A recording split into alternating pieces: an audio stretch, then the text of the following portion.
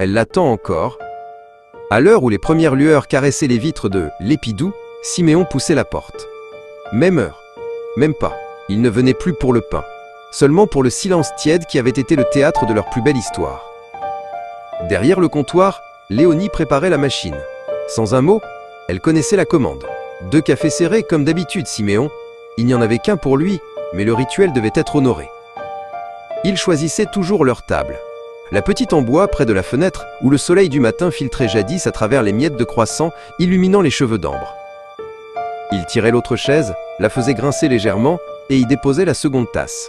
Le café, sombre et chaud, attendait l'amour qui ne viendrait plus. Un dialogue silencieux s'instaurait entre la chaise vide et son cœur plein. « Il fait frisquet ce matin, mon ambre. Tu aurais mis ton grand gilet bleu, n'est-ce pas ?» La voix de Siméon était un murmure, un secret partagé avec le fantôme bienveillant de la pièce. Il se souvenait de son rire, net comme la cloche de la boutique. Il se souvenait de ses mains, couvertes de farine, qu'il avait essuyées sur le col de sa chemise un jour d'été. C'était leur amour, simple, pur, pétri de l'odeur du pain chaud.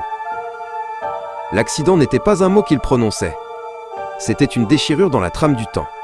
Il n'y avait pas de avant et d'après, il y avait avec elle et la mémoire d'elle.